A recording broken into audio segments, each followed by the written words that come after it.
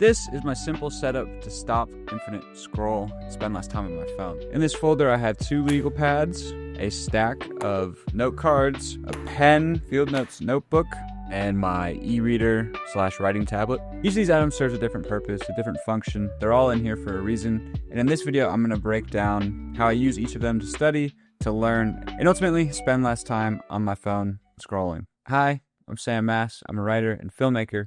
And today we're taking a look at my everyday carry. So this is my reading tablet. It's a remarkable tablet. It has no backlight. It has no color. It feels very analog to me, which is why I like it. It doesn't feel like I'm working on a screen. And I use it in 3 main ways. So the first is as my daily tracker. So I designed this template in Adobe Illustrator.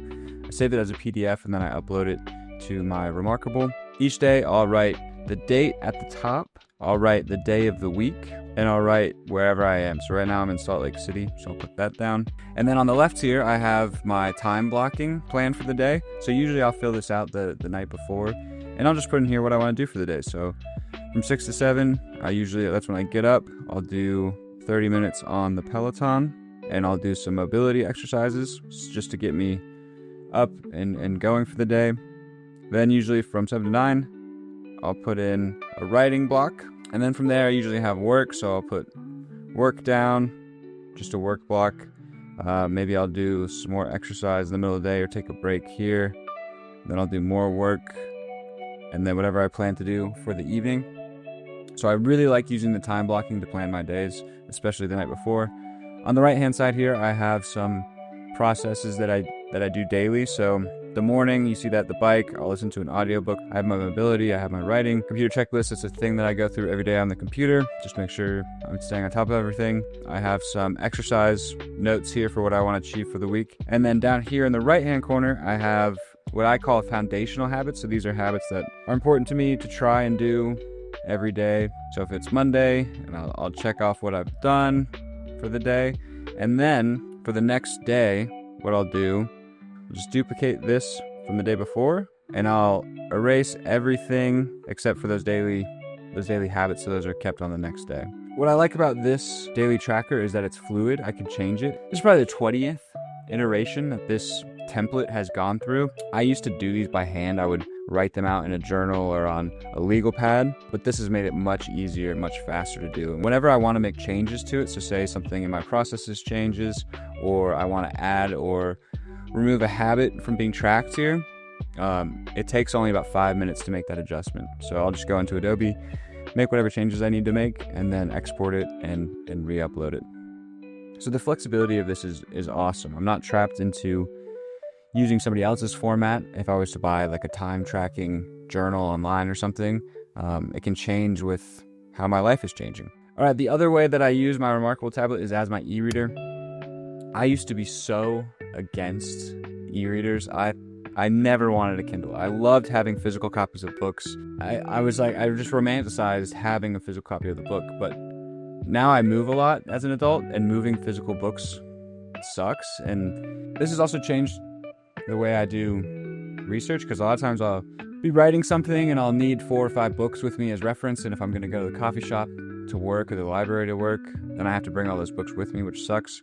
Now I don't have to worry about that, have them all in here. I do miss having like books spread out in front of me so I can quickly reference them all at once, but the accessibility of having this kind of trumps that for me. I've always loved taking notes in books, so I used to, let's see if I have an example here. Here we go. So what I used to do is I would underline in the book whatever I wanted to make note of. I would mark it with a sticky note, and then I would also go back and create an index here at the start of the book.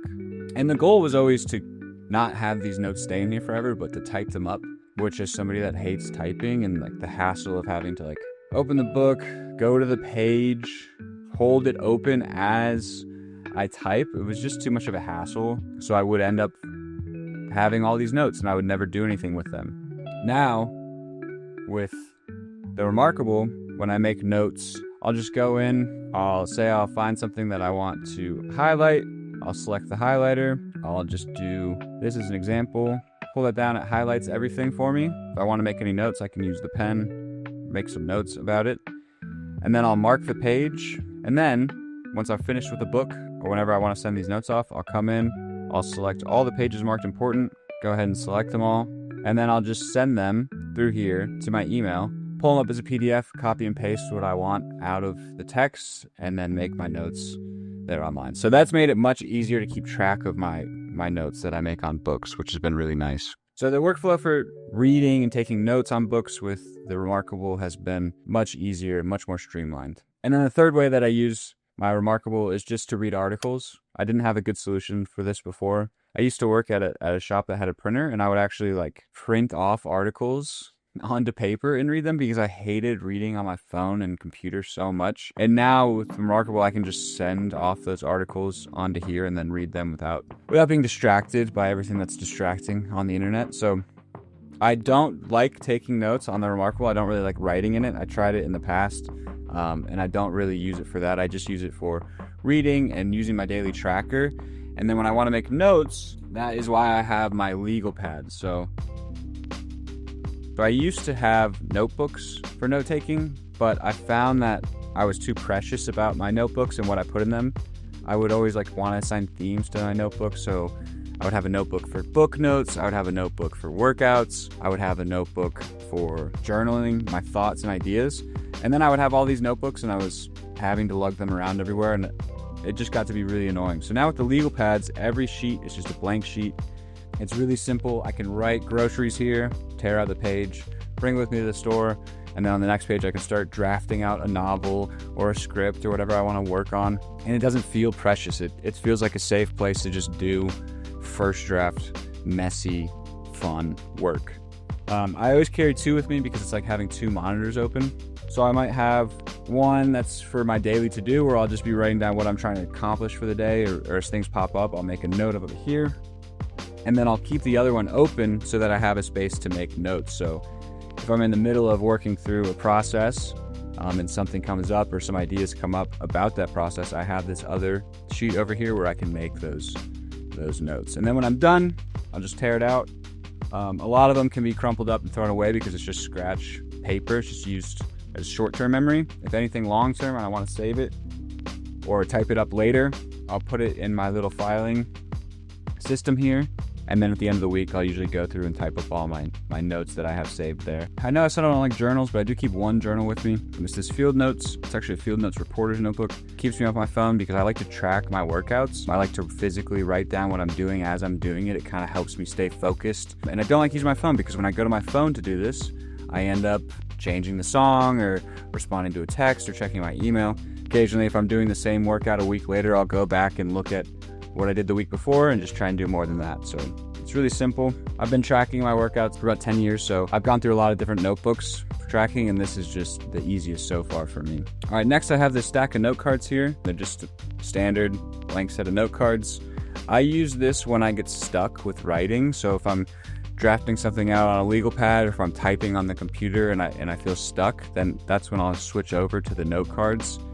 And the note cards are nice because it allows you to physically see what you're doing. I got the idea for the note cards through Ryan Holiday, who drafts his books and note cards, which he got from Robert Greene. I don't have any big projects like that, but I find that when I'm stuck, it makes the act of writing more physical and sort of brings it into reality, which helps me get unstuck. You know, and it's not fancy, which is it's nice about it. It's just a stack of note cards, and it's a really powerful tool. I mean, there's the pen, which is just Pilot G2.07. That's what I like.